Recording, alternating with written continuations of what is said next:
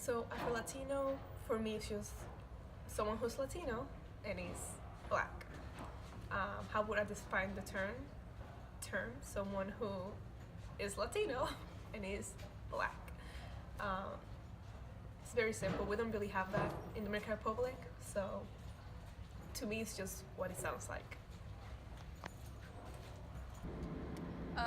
For me, like who I would consider Afro-Latino is anyone who has like African roots and is like lives in a Latin American country. So that's who I would define people who are Afro-Latino. And Afro-Latino is just people who are like Latinx and like African as well. Ooh. I would say um, a person who is from, or like directly from, or a descendant of a family that is from Latin America, but they are simultaneously black as well. So Afro Latino is to me any person of African descent, and so I would define it as any person of African descent who is also from Latin America, right? So we're talking specifically of the people who were brought forcefully to Latin America as slaves, and so their descendants. And in terms of identity, I think it's a very interesting topic because we also get to think about who gets to claim to be Afro Latinos. I think that's an ongoing conversation, but that's basically the gist of it. Awesome.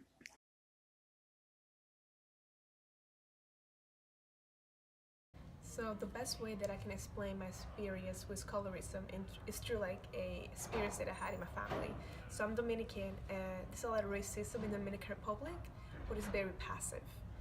So they would say racist things, and then they would say, "But I'm not racist." And I had an experience with my family where one of my cousins is dating a darker skinned Dominican, and my family was hating on it. But in a very passive way. Like they wouldn't say it's because he's black, but you knew that it was solely because of his skin color.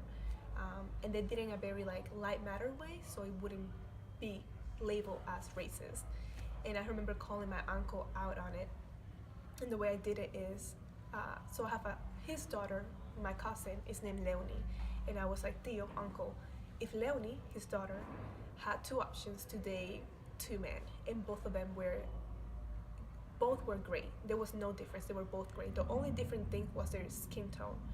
Wouldn't you rather her marry the lighter guy? And he said yes. And I was like, you're being like, that's racism. Like you're being racist because solely based on their skin color, you would rather her date the white guy. So that's how it is in the Dominican Republic, and that's my experience with it. It's rare. Actually, no. I think at this point, once people know you, they're very like, oh, like that ese moreno, like that dark guy or that dark woman, esa morenita. Yeah, I would say that colorism is very obvious in the Dominican Republic. At times passive, but now that I'm thinking about it, most of the times people are very like blunt about it. Like they prefer light skin. And things that are assimilated with light skin, like straighter hair, like with people like smaller noses, and yeah.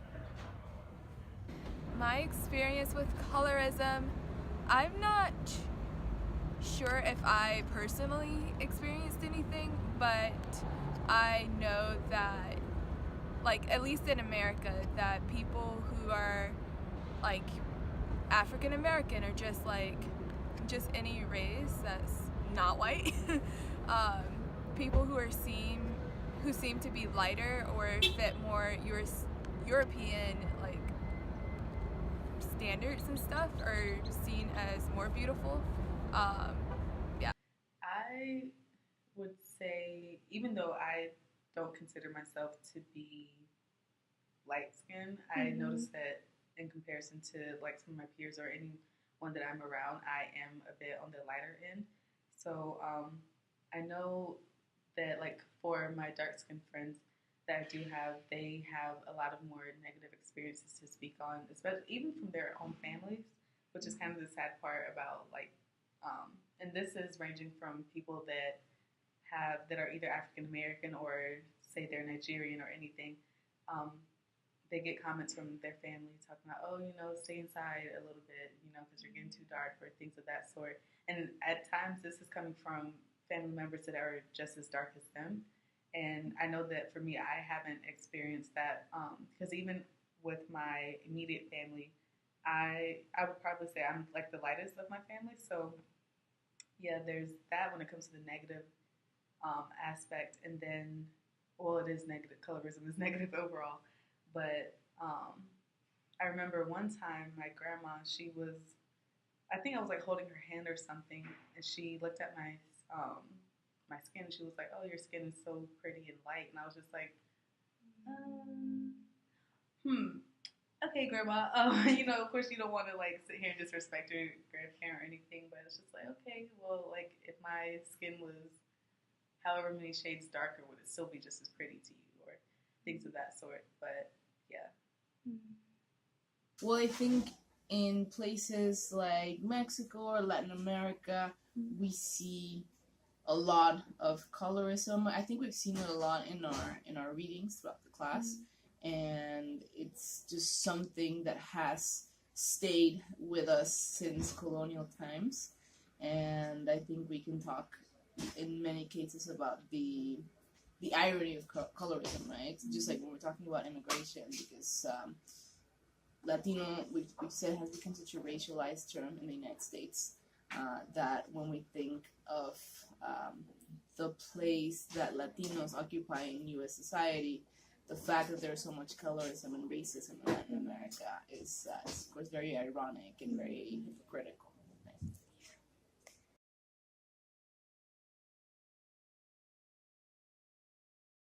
So, see, this is something that I cannot speak to you about because in the Dominican Republic, we just don't have that. Like everybody tries to get rid of their like African,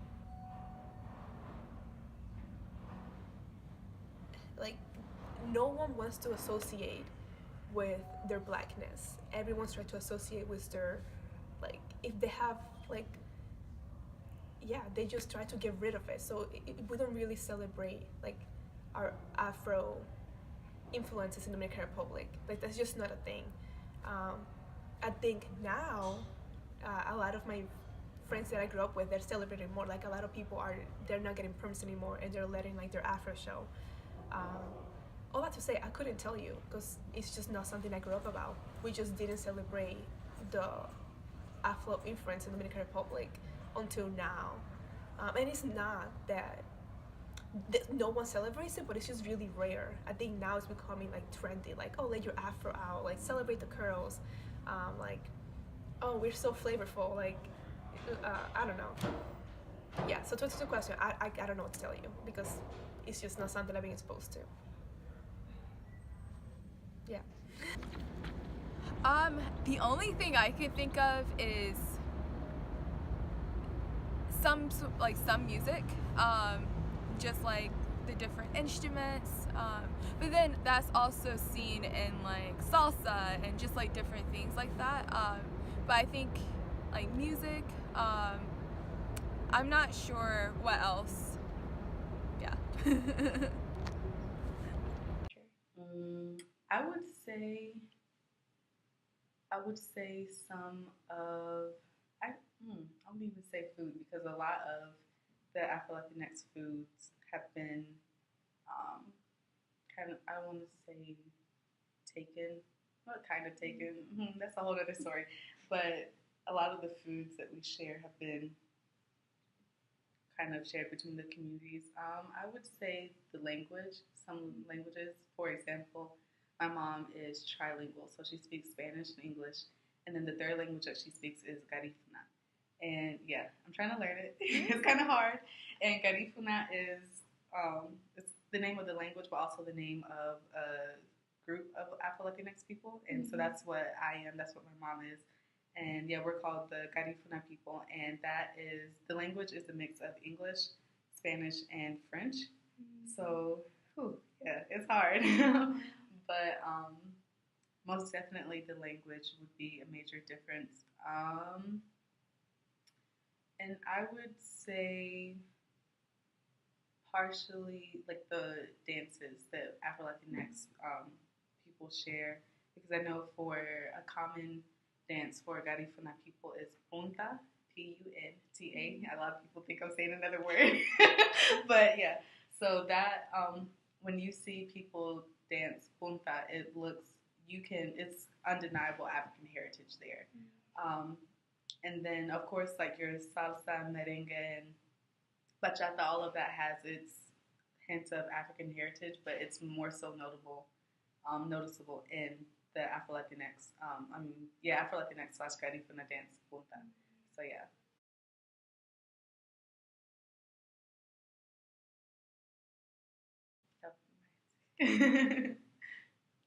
For Afro Latinos or Afro Latinas, have you had a problem with identifying yourself or like feeling like you don't fit in with one demographic or race versus another? Yeah, for me, when I was growing up, I know, like for me, it kind of baffled me myself.